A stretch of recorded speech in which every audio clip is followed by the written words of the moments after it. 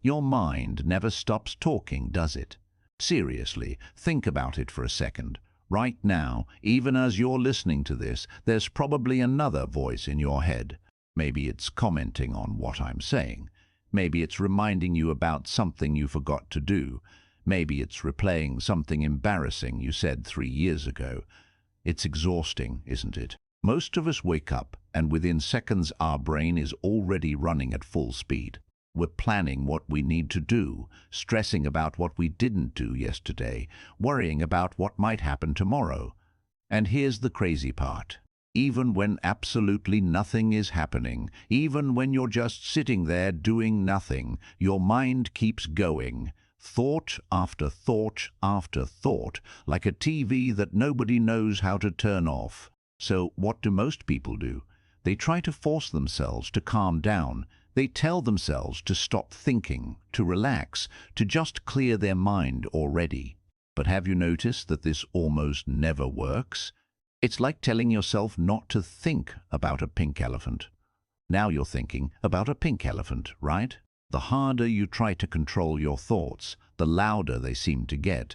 It's frustrating because you're doing exactly what everyone tells you to do, but your mind just won't cooperate. Here's something the Buddhist teachers understood thousands of years ago. You can't force your mind to be quiet. You can't wrestle it into submission. A calm mind isn't something you create by pushing and controlling. It's something that grows naturally when you give it the right conditions. Think of it like a garden. You don't force flowers to bloom. You plant seeds, water them, give them sunlight, and they grow on their own. Your mind works the same way. The state of your mind isn't random. It's shaped by your daily habits, the small things you do every single day, things that seem so simple you might not even notice them. How you start your morning, how you respond when something annoys you, how you treat the thoughts that pop into your head. These tiny moments add up, and they create either chaos or calm in your mind. Today I want to share 5 simple habits with you. These aren't complicated meditation techniques that require years of practice. These aren't things you need to go to a monastery to learn. These are quiet, gentle practices that anyone can do, and they naturally bring your mind back to a peaceful state. Ready? Let's dive in. The very first habit is this. Start your day without noise. Now, I want you to really think about what happens in the first few minutes after you wake up. For most people, it goes something like this. Alarm goes off. Eyes open, hand reaches for phone. Before you're even fully awake, you're scrolling through messages, checking notifications, reading news headlines, watching videos, looking at what everyone else is doing on social media. Your mind goes from 0 to 100 in about 30 seconds. And here's what most people don't realize. Those first moments after you wake up are incredibly powerful. They set the tone for your entire day. When you immediately flood your brain with information, stimulation, and other people's problems, you're creating restlessness right from the start. Your mind becomes busy and scattered before it even has a chance to be calm and clear. It's like starting a race before the starting gun goes off. You're already running, already stressed, already behind. So here's what you do instead, and I promise it's simple. When you wake up tomorrow morning, don't reach for your phone. I know, that sounds hard, but just try it. Instead of grabbing your phone, just sit quietly for a few minutes. You don't need to do anything special. No chanting, no special breathing, nothing complicated. Just sit there. Let yourself be still. Bring your attention to your breath. Feel the air coming in through your nose. Feel it going out. Notice your body waking up. Maybe your muscles are tight. Maybe you feel warm or cold. Just notice. Thoughts will start appearing. That's totally normal. Your brain might want to start planning your day or remembering something from yesterday. That's okay. You don't need to stop the thoughts. You don't need to fight them or control them.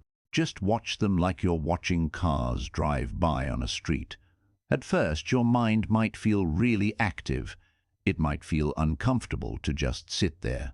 Part of you will probably want to check your phone or jump up and start doing things. That restless feeling is normal. But if you stay with the silence, even just for a few minutes, something interesting starts to happen. The thoughts begin to slow down. Your body relaxes a little bit. Your mind becomes clearer, like muddy water settling until you can see through it. And here's the beautiful part. You're no longer reacting to everything. You're just aware. You're present. And this creates a foundation of calm that carries into everything else you do that day. Instead of starting reactive and scattered, you begin present and grounded. You'll notice you're less irritated by small things.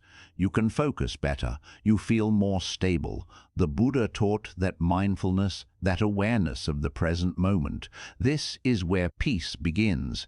And the morning is the easiest, most natural place to start. So before you let the whole world rush into your mind, give yourself just a few minutes of stillness.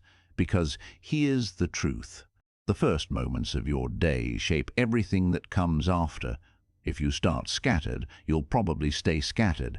But if you start calm, that calm has a chance to stick with you. If you're finding this helpful so far, do me a favor and hit that like button.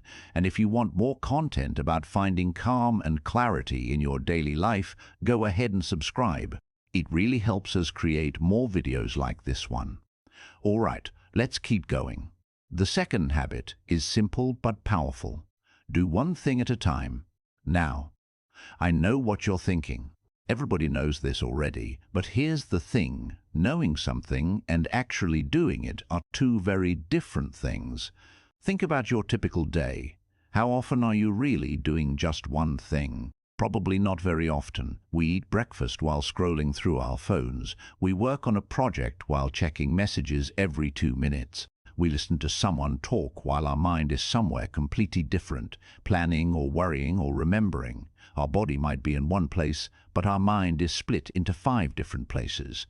And this creates that scattered, busy feeling that so many of us carry around all day. Your mind never fully settles on anything because it's constantly jumping between different things. It's like trying to watch 5 TV shows at the same time. You're not really watching any of them. You're just confused and tired. So here's the practice. When you eat, just eat. I mean, really eat. I mean, really eat. Notice what the food tastes like. Notice the texture. Pay attention to your hand moving the fork to your mouth.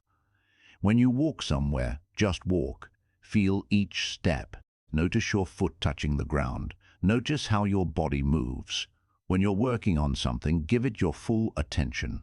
Not half attention while you're also thinking about lunch. Full attention. At first, this might feel weird. It might even feel slow, like you're not getting enough done. You might feel like you should be multitasking because that's more productive. But here's what actually happens when you focus on one thing at a time. Your mind becomes steady. It's not being pulled in 10 different directions. It's not jumping around. And in that steadiness, the mental noise starts to fade away. You feel more calm, more present, more clear about what you're actually doing. This is what the Buddha meant by mindfulness. Mindfulness isn't some mystical state. It just means being fully aware of what you're doing right now. Not yesterday, not in an hour, right now, this moment. And when you practice this, when you really give your full attention to one thing at a time, something shifts. You start to feel less overwhelmed. Tasks that used to stress you out become easier. Your mind feels lighter. And here's a powerful insight that comes from this practice. The mind becomes quiet when it's no longer divided. All that noise in your head, a lot of it comes from trying to be in 5 places at once. When you stop dividing your attention and just focus on what's in front of you, the noise naturally decreases. It's that simple. Not easy, but simple. The third habit is this. Pause before you react. This one might change your life if you really practice it. Think about what happens during a typical day. Someone says something that bothers you. Something unexpected goes wrong. You get an email that frustrates you. And what happens? Usually, your reaction is instant. Your mind immediately has something to say. Your body tenses up. Maybe your face gets hot. Words are right there. ready to come out of your mouth, and often you say them without really thinking.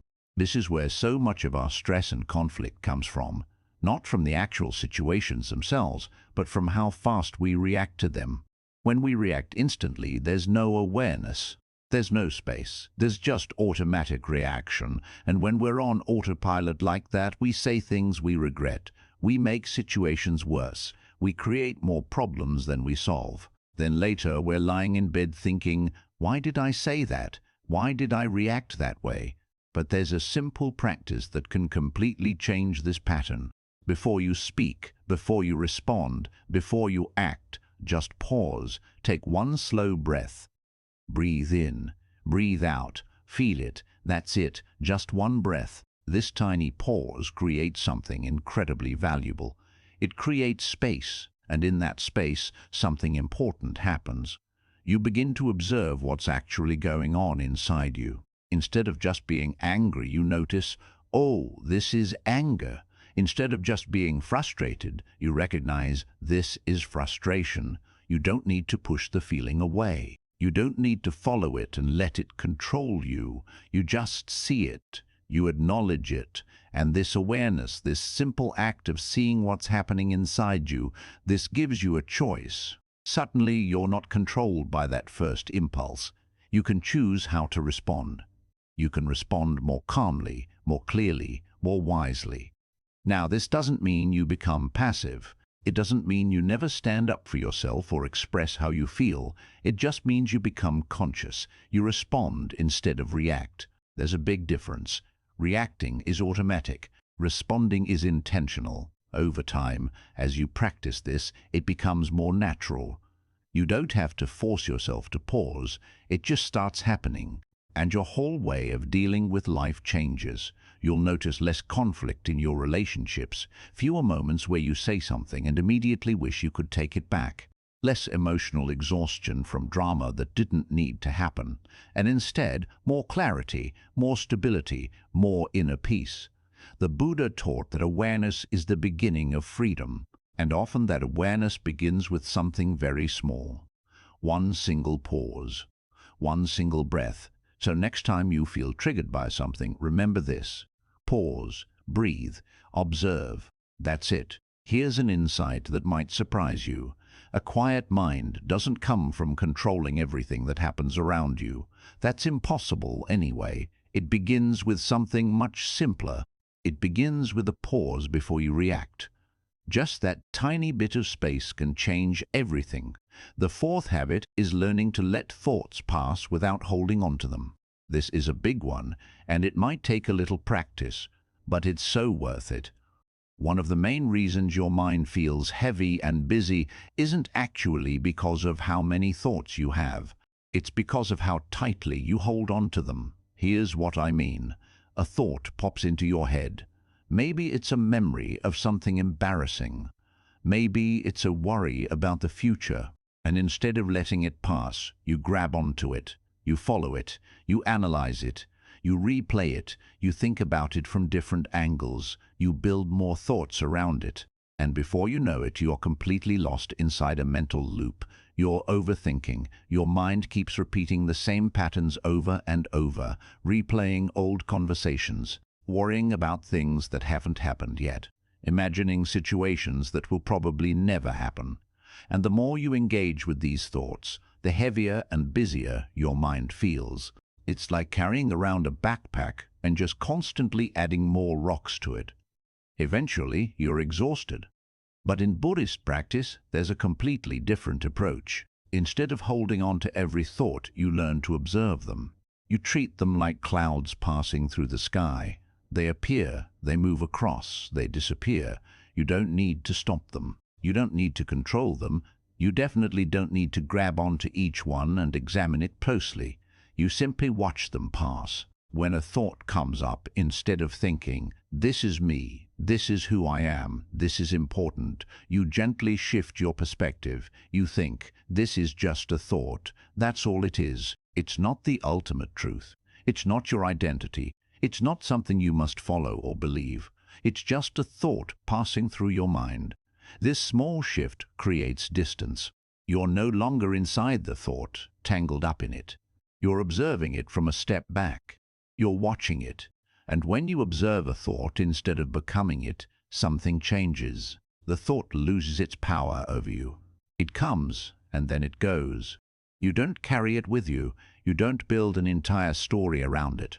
And slowly, your mind becomes lighter. There's less replaying of the past, less worrying about the future, less mental noise in general. You start to see that most thoughts aren't actually necessary, they're just habits. Your mind is used to thinking certain things, so it keeps doing it.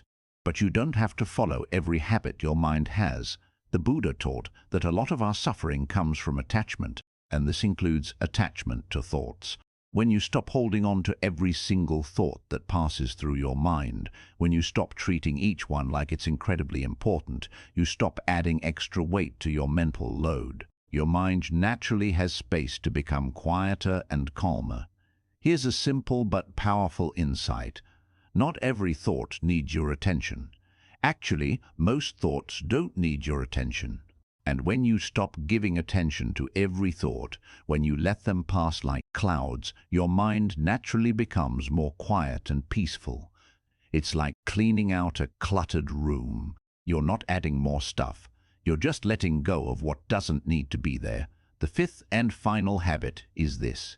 End your day by letting go. Think about what happens at the end of a typical day. Your body might be tired. You might be ready to rest, but often your mind keeps going at full speed. It's replaying conversations from the day, thinking about what went wrong, holding on to stress, worrying about tomorrow. Even when you lie down in bed trying to sleep, your mind is still active, still busy, still carrying the weight of the entire day. And this is a problem because it means you carry today's stress into tonight, then into tomorrow morning, then into tomorrow's whole day. Over time, this creates a kind of mental fatigue that just builds and builds. You feel heavy, like you're carrying too much, and you are. You're carrying days and weeks and months of unprocessed thoughts and stress, but there's a simple habit that can change this completely. Before you go to sleep each night, take just a few quiet minutes, sit on the edge of your bed or lie down comfortably, and just reflect on your day. Not to judge yourself, not to analyze everything that happened, just to notice what happened today. Let the moments pass through your awareness, that conversation you had, that mistake you made, that feeling you felt. Just acknowledge them, and then gently release them. Let them go. The conversation, let it go. The mistake, let it go. The stress, let it go. The thoughts, let them drift away like leaves floating down a river. You don't need to keep any of it. You don't need to hold on to it. The day is already complete. It already happened. Holding on to it doesn't change anything. It only adds weight that you'll carry into tomorrow. At first, your mind might want to return to certain moments. It might want to keep thinking about that thing someone said or that thing you should have done differently. That's completely natural. But each time it happens, gently bring yourself back. Let it go. Nothing from today needs to be carried into tomorrow. When you practice this regularly, something shifts. Your sleep becomes deeper and more restful. Your mind feels lighter when you wake up. You start each new day with more clarity because you're not burdened by yesterday. You're not dragging around the weight of last week or last month. And this leads to a simple but incredibly powerful insight. A quiet mind doesn't just happen by chance. It's not something lucky people are born with. It's created, it's built, and it begins fresh each day when you're willing to let go of the one that just passed. So before you sleep tonight, take that quiet moment. Reflect, acknowledge, and then release. Let the day go. If you've made it this far in the video, thank you for being here. If this message resonated with you, if you found even one helpful idea here, please hit that like button. It tells us this content is valuable to you. And if you want more teachings on calm, clarity, and mindful living, hit that subscribe button. We create videos like this regularly to help you find more peace in your daily life. Now, let me bring this all together. So many people spend their entire lives searching for calm, They think it's something out there somewhere, something they need to find or achieve or reach. Maybe if they get the right job, they'll feel calm. Maybe if they move to a different place, maybe if their circumstances change. They're always looking outside themselves for peace. But here's what I've learned, and what the Buddhist teachers have known for thousands of years. Calm is not found out there. It's built in here, inside you. It's built through small daily habits. The way you start your morning sets your foundation. The way you focus your attention during the day shapes your experience. The way you respond to difficult moments determines your peace. The way you treat your thoughts creates either chaos or clarity. The way you end your day decides what you carry forward. These simple actions, repeated day after day, they shape your inner world, and over time, they create something really powerful.